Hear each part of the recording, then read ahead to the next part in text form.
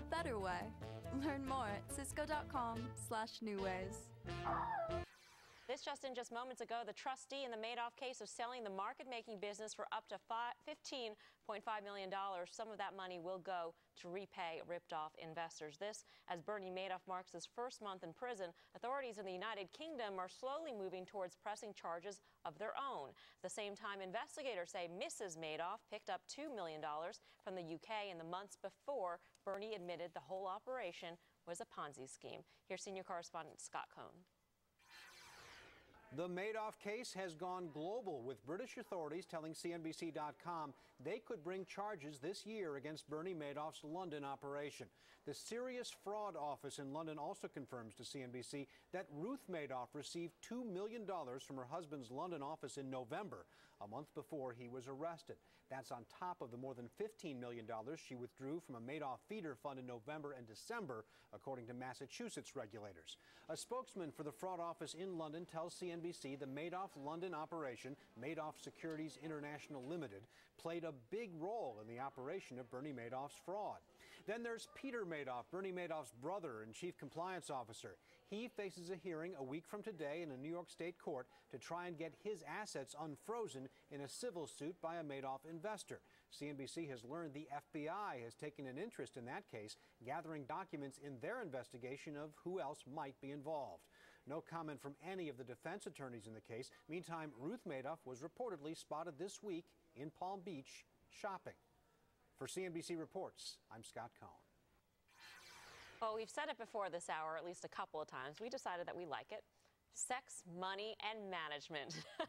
No four words set this segment up any better. This, take a look, the cover of the New York Post last weekend. Swordplay. The chairman of United Technologies, George David, is in the midst of a very bitter divorce with a Swedish countess who was reportedly fooling around with a fencer, hence swordplay. George David's not billed as an innocent in this one either, as his infidelities are reportedly the basis for this divorce. Vicky Ward is a Vanity Fair writer and a CNBC contributor. She has some sordid details, we hope very sordid in fact. And of course, we've got Don Peebles around as well to dive into the business part of the story. But Vicky, it is Friday night. Let's start off with those sordid details. And here was I, all ready to go with the business angle, Melissa. Well, you know, yes, it has got really sordid. And I do know that the David camp, his side at least, are fed up that it has got into so much detail. Certainly their lawyers hope that they would just, the judge in this case would look purely at the post-nup that was set up in 2005, which has not happened. So we've had nearly a week of sordid detail, stories about, you know, endless suing for divorce, then reconciling, you know, torrid sex scenes in the bedroom, separations followed by more reconciliations, till all of us are quite sort of lost. It reads like a, you know, sort of Harlequin romance novel. And now we've got 8 more days of this to come in July when the trial re-adjourns. And, you know, because this is CNBC after all and not the New York Post, I mean, I guess the real question is, what does this do for United Technologies? George David, after all, has had a 30-year career there. He is the chairman.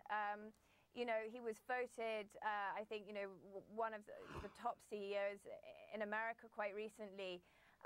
You know, it obviously, and the amounts of money that are being talked about in this are staggering. I mean, the post-nup was for $34 million.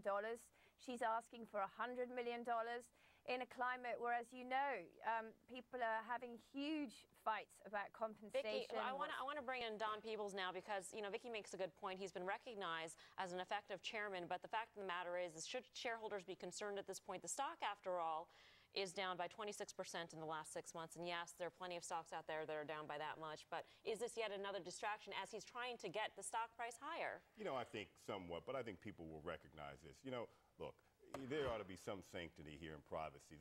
I don't think there's a man or woman who's married in America or anywhere in the world that has said something or done something in the privacy of their home, yet alone their bedroom, that they don't want going out into the public domain. And normally most spouses respect that sanctity of marriage. I don't know where people get off to where a little bit of money or a lot of money makes people greedy. Here for $38 million for 4 years, You know, hey, maybe if I were single, I may have married him.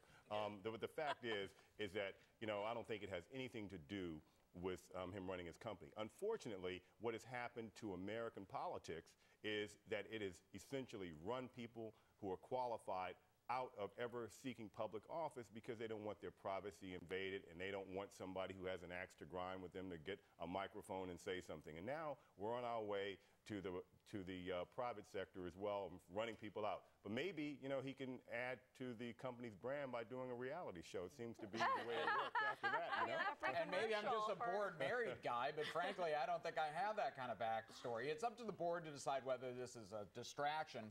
There's basically two winners in this, the lawyers and the reputation of fencers, which I have no idea. And the lawyers always win. Well, you know? lawyers always win, Yeah. so I guess just the reputation of fencers, who are apparently much more macho than I had any idea. Did you not think fencers were macho at all? No, I was thinking They've got their foils and their... What about CEOs now? I think CEOs have a little bit more, you know, appreciation. I think people will look at CEOs as being less boring. Here, his guy's certainly been active. He's got a wife 30 years younger. Hey, you know, to the extent he's not focused, it's a problem to the board. Vicky, Otherwise, are you hearing anything about what the board is saying? Yeah, actually, you know, I was told today from an insider that actually their silence means everything. It means they're standing behind him. They view him as a man of integrity, and therefore they view that it is his right to fight for his post-nup, in this case, that he clearly feels he doesn't owe this woman any more money, and that he should be allowed to fight it, and that it is a private case. Obviously, the only thing, aside from the fact that the amounts of money are out of tune with the times, the only question is that, you know, as you pointed out, it has brought the company into the limelight, whether they liked it or not, into the case, because questions about the business were raised in court. So then United Technologies, for example, got asked, is it true that you were ever considering merging with 3M?